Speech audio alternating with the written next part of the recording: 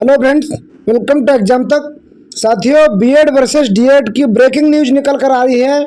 RTI ने किया बड़ा खुलासा। चयनित बीएड बाहर को लेकर सुप्रीम कोर्ट की सुनवाई से पहले एनसीटी का आया जवाब। हाँ साथियों, जो आप सुन पा रहे हैं एकदम सही जानकारी है। आप लोगों को मैं जानकारी देने जाऊंगा। आरटीआई का बड़ा खुलासा आप लोगों को सामने लेकर के आया हूं। क्या कुछ बात आरटीआई से निकल के आई है, क्या कुछ जानकारी मांगी गई थी, वो सारी जानकारी मैं आप लोगों के समक्ष स्पष्ट करूंगा। सबसे पहले देवेश शर्मा याचिकर्ता जो जस्टिस सुधांशु धूलिया जी और जस्टिस बोस जी की बेंच में सुनवाई हुई थी, उसमें दो प्रश्न बहुत ही इंपॉर्टेंट पूछे गए थे। 13 मार्च 2024 को सुनवाई हुई थी। उसके जो प्रश्न दो थे वो बहुत ज़्यादा इंपॉर्टेंट थे। क्या कुछ प्रश्न है, उन प्रश्नों के बारे में पहले नंबर बात की जाएगी और उसके बाद बात की जाएगी आपके जो ब्रिज कोर्स को लेकर के। तो ये हिंदी वाला आप देख सकते हैं। वकीलों के न्यायालय सुनने के बाद पहला प्रश्न था कि 2023-24 और 24-25 में देश के सभी राज्यों में केंद्र शासित प्रदेश विद्यालयों में कितने पद रिक्त हैं और कितना विज्ञापन जारी होना बाकी है। पहला प्रश्न ये था, तो इसका जवाब भी दे दिया जाएगा।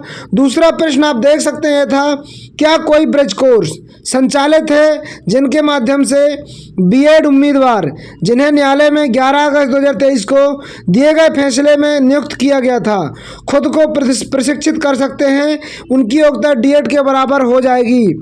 इस प्रश्न का जवाब आप लोगों के समक्ष अब आ चुका है।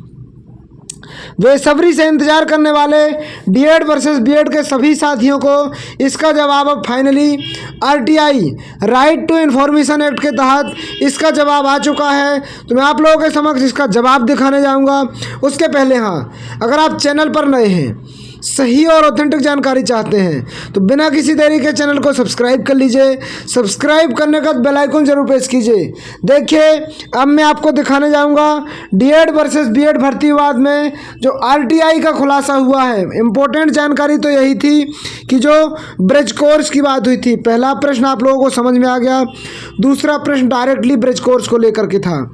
देख सकते हैं आप आरटीआई का खुलासा है। अब बहुत साफ अक्षरों में 15 मार्च 2024 को ये लगाई गई थी रिक्वेस्ट डिस्पोज। पॉइंट नंबर 1 और पॉइंट नंबर 2 आप इम्पोर्टेंट तरीके से देखिए। कार्यालय रिकॉर्ड के अनुसार वर्तमान में किसी भी संस्थान को प्रारंभिक शिक्षा में 6 महीने के विशेष कार्यक्रम के संचालन के लिए एनसीटी की किसी भी क्षेत्रीय समिति द्वारा मान्यता प्रदान नहीं की गई है। यानी कि डायरेक्टली है कि 6 महीने का ब्रिज कोर्स किसी भी मान्यता प्राप्त नहीं दिया गया है। इसका डायरेक्टली आरटीआई में खुलासा हुआ है।